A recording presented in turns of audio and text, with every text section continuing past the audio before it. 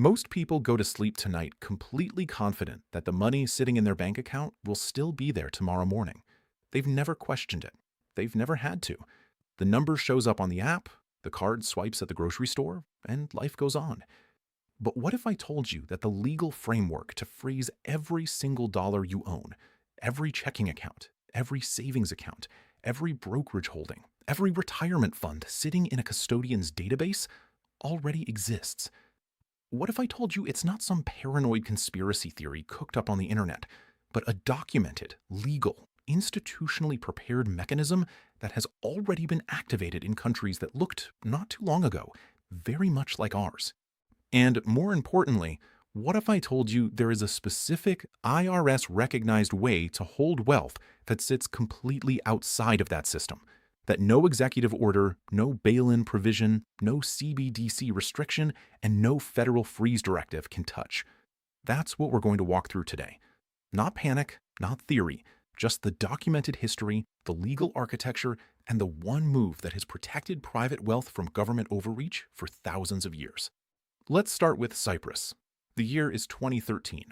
Cyprus is a small island nation in the Mediterranean, a member of the European Union, a NATO ally, a functioning democracy.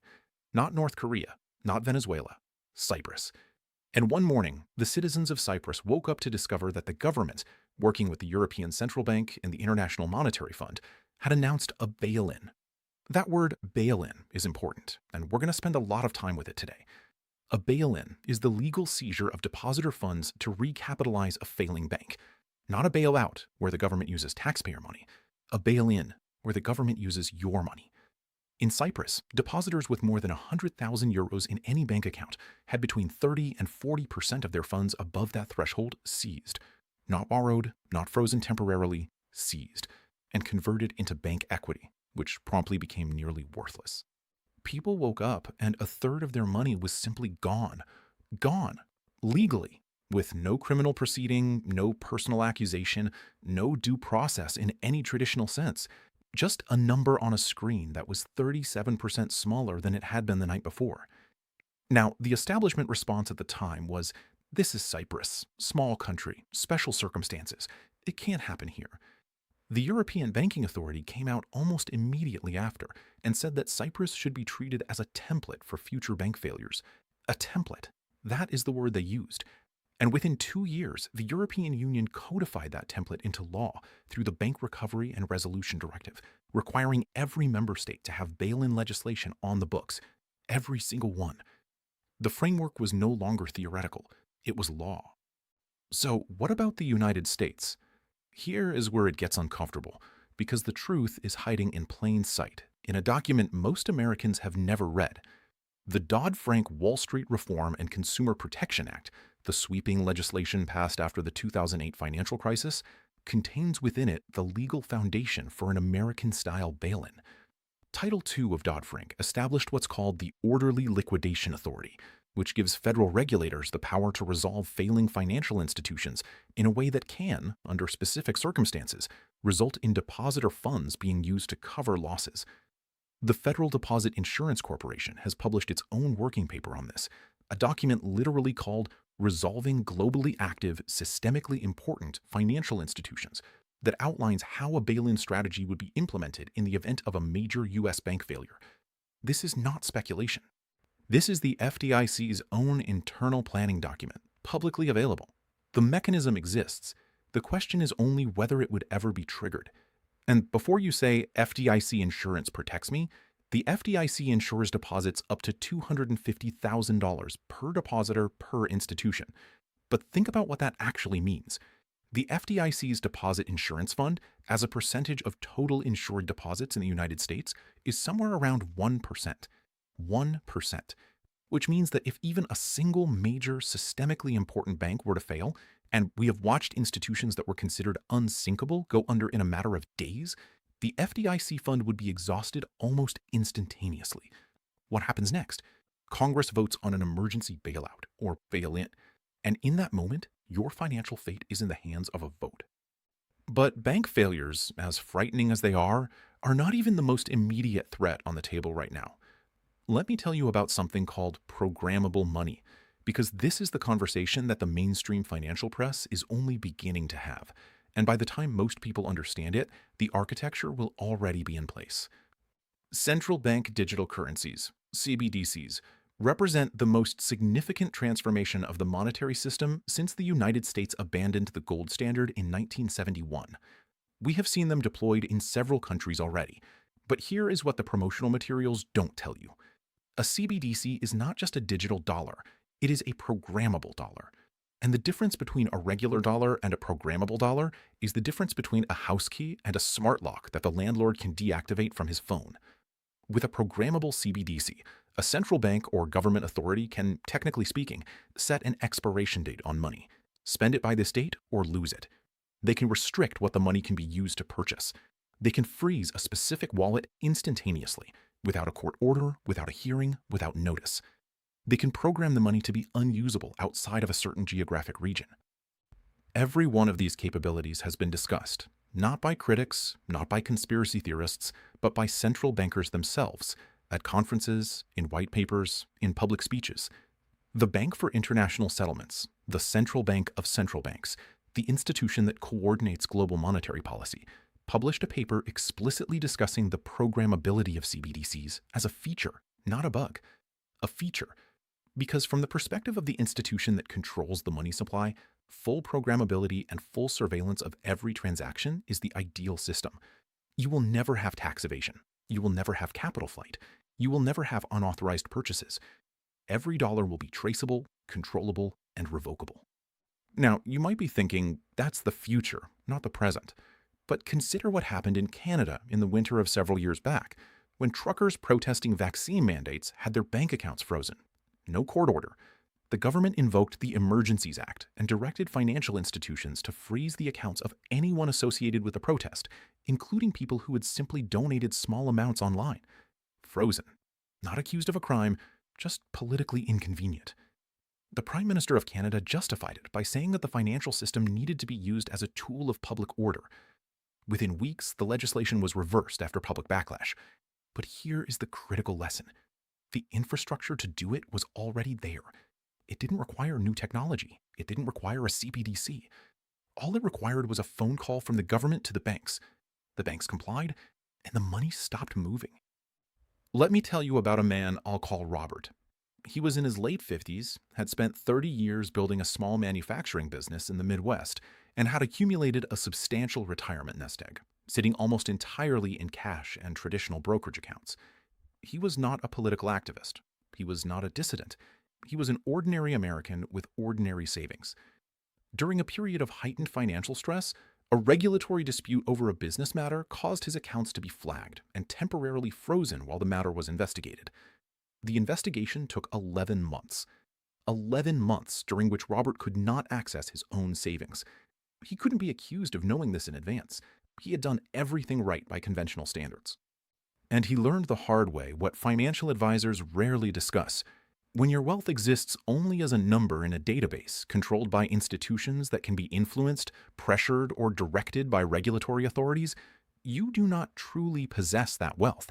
You have a claim on it, a revocable, conditional claim. Here's the fundamental insight that gold investors have understood since at least the time of the pharaohs. Gold is not a claim, it is a possession. A gold bar sitting in your possession does not require a counterparty. It cannot be canceled, frozen, debased, or programmed. There is no server that stores gold's value. There is no institution whose solvency determines whether your gold is worth anything tomorrow. The metal simply is. And that distinction, possession versus claim, is one of the most important distinctions in all of personal finance, and almost nobody talks about it directly. Before I go further, if you're watching this and you have $100,000 or more sitting in retirement accounts, I put together a free guide that walks through exactly how thousands of American retirees are quietly protecting their hard-earned savings from the kind of systemic risks we're discussing today. It's in the description below, worth a few minutes of your time. Now, let's talk about what's actually happening in the gold market right now, because the price action we're seeing is not random. It is telling a story. Gold has broken through price levels that analysts were calling ceiling benchmarks just a short time ago, and it keeps moving higher. Not because of speculation, because of something much more fundamental. Central banks around the world, The very institutions that print money and manage currency reserves are accumulating physical gold at a rate not seen in decades. The central banks of China, Russia, India, Turkey, Poland, Hungary, these are not fringe economies. Combined, they represent a significant portion of the world's population and economic output, and they are converting their US dollar reserves into gold, quietly, consistently, and at accelerating pace. Ask yourself a simple question.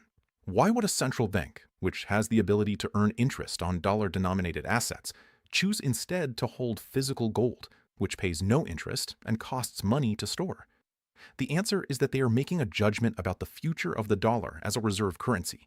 They are betting, with their actual reserve management decisions, not with words, that holding hard assets outside of the dollar system is the prudent play.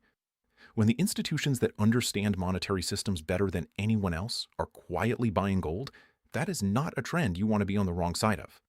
The BRICS nations, Brazil, Russia, India, China, South Africa, and the growing list of countries seeking membership, have been openly discussing a reserve currency alternative to the dollar, not as a distant hypothetical, but as an active policy agenda. They have held summits, they have published frameworks. The dollar has served as the world's reserve currency since the Bretton Woods Agreement, and that status has given the United States the extraordinary privilege of being able to run persistent deficits without the normal consequences. But reserve currency status is not permanent. The British pound was once the world's dominant reserve currency, the Dutch guilder before that. Every reserve currency in history has eventually been displaced, and that displacement has always been accompanied by a sharp devaluation of the former reserve and a sharp appreciation of whatever held its value outside of that paper system. Let's go back to 1971 for a moment, because this is the story most people were never taught. On August 15th of that year, President Nixon appeared on television and announced that the United States would be temporarily suspending the convertibility of the dollar to gold. He called it a temporary measure. The temporary measure is now over 50 years old. What Nixon effectively did was sever the last link between paper currency and physical metal. Before that moment, foreign governments could exchange their dollar reserves for actual gold at the US Treasury. After that moment, they could not. The dollar became entirely what economists call a fiat currency backed not by any tangible asset, but by confidence and the full faith and credit of the US government. In the years immediately following that decision, gold rose dramatically. The purchasing power of the dollar began the long erosion that continues to this day. A dollar from that era buys a fraction of what it bought then.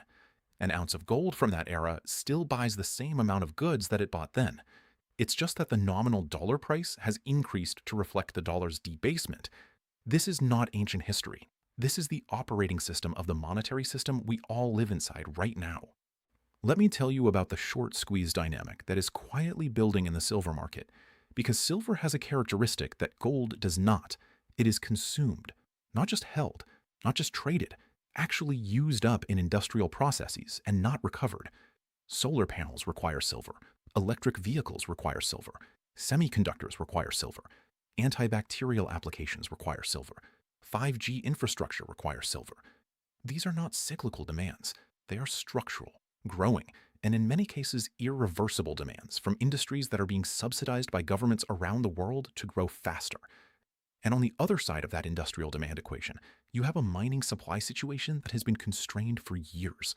New silver mine discoveries have been declining. Existing mines are aging. The grade of ore being processed is falling, meaning more rock has to be moved to get the same amount of silver. The structural supply deficit in silver is real, documented, and widening. And then there is the paper silver market. The COMEX, the primary futures exchange where silver is traded, operates with open interest that regularly dwarfs the amount of physical silver available for actual delivery. Analysts who track the ratio of paper claims to physical metal have documented leverage ratios that would make any sane person's eyes widen. What this means, in plain language, is that for every ounce of silver that physically exists and could be delivered, there are multiple paper contracts claiming ownership of that ounce. As long as most holders of those paper contracts are content to roll their positions and never demand delivery, the system functions. But in moments of financial stress, in moments exactly like the ones we're discussing today, physical demand spikes. And when the holders of paper contracts start wanting real metal, the math of the leverage ratio becomes a problem. We have seen glimpses of this dynamic play out before. It happened during the silver squeeze of 2021. when retail investors coordinating online suddenly created a surge in demand for physical metal that strained the paper market and pushed the price sharply higher in a matter of days. That was a preview, a tremor before the earthquake. The institutional money that has been watching this from a distance is not going to sit passively if the currency regime begins to shift. Large family offices, sovereign wealth funds, pension funds that have historically allocated zero or negligible percentages to precious metals are beginning to reassess. Even a small reallocation from these pools of capital, even 1 or 2% of assets under management moving toward gold and silver, represents a tidal wave of buying pressure relative to the size of the physical metal market. The physical metal market is genuinely small compared to the financial markets that surround it. This is important to understand. The total value of all above-ground gold in the world is a number that sounds large, but is, in context, dwarfed by the bond market, the equity market, and the real estate market combined. Which means that when large institutional money decides it wants real assets, the price discovery process in gold and silver can move in ways that shock people who weren't positioned for it. Here is the case I want to make for the audience watching this, who is in or approaching retirement. The conventional retirement playbook, 60% stocks, 40% bonds, rebalance annually, trust the institutions, was written in an era of relative monetary stability, an era where the dollar's reserve currency status was unquestioned, where interest rates reflected real market conditions, where the national debt was a concern but not an existential one, and where the concept of programmable money and government-directed account freezes was science fiction. That era is not the era we're living in now. The risks that exist today, currency debasement, bail-in risk, regulatory seizure risk, CBDC-enabled financial surveillance and control, geopolitical de-dollarization, are not risks that a 60-40 portfolio was designed to handle. It is not designed for this environment. Holding physical gold and silver, not ETFs, not mining stocks, not futures contracts, but actual physical metal, is the oldest and most historically validated form of wealth preservation that exists. It is the one asset class that requires no counterparty, no institution, no government's goodwill to maintain its value. The Roman Empire debased its currency over centuries by reducing the silver content of its coins. Citizens who held physical silver outside of the official currency system saw their purchasing power preserved, while citizens who held only Roman denarii watched their savings melt away as the empire printed more coins to cover its debts. The Ottoman Empire did the same thing. The Weimar Republic. Every nation that has run its monetary printing press to cover expenditures beyond what the real economy can support has followed the same path. The currency weakens. Those holding paper claims to value see that value erode. Those holding physical metal outside the system see their relative position strengthen. This is not a theoretical argument. It is 5,000 years of consistent historical evidence. Now, and this is important, I am not saying cash in everything you own tomorrow and bury gold in your backyard. That is not the argument. The argument is about allocation, about proportion, about recognizing that the risks in the current environment warrant a meaningful, serious allocation to physical precious metals as part of a diversified wealth preservation strategy. And specifically, for retirement savers, the Gold IRA structure provides a way to do this within the existing tax-advantaged retirement account framework, meaning you are not triggering tax events, not creating new tax liabilities, not abandoning the benefits of your retirement structure. You are simply directing a portion of those funds into physical gold and silver, held in IRS-approved custody. The gold is real. It is physical. It is held in your name, and it is outside the banking system in a way that your current holdings are not. Think about what we've covered today. The legal framework for bail-ins exists in U.S. law right now. The CBDC infrastructure to create programmable, freezable, surveillance-capable digital currency is being built right now and has already been deployed in other economies. Central banks, the smartest money in the room when it comes to understanding monetary risk, are buying physical gold at historic rates. The industrial demand for silver is growing structurally while supply constraints tighten. The geopolitical trend toward de-dollarization is being driven not by fringe actors, but by nations representing billions of people and trillions of dollars in economic output. The history of every past reserve currency is a history that ends in debasement and displacement. And in the face of all of that, in the face of every mechanism that gives institutions and governments the ability to freeze, debase, program, or seize wealth that exists as a number in their systems, there is one opt-out. One asset class that has survived every empire, every currency collapse, every bank failure, every government overreach in all of recorded financial history. Not because it is a perfect investment, not because it will never fluctuate in price, but because it is real, because it is finite, because no government has ever figured out how to print it, program it, freeze it remotely, or make it disappear with a keystroke. The people who understand this are quietly moving.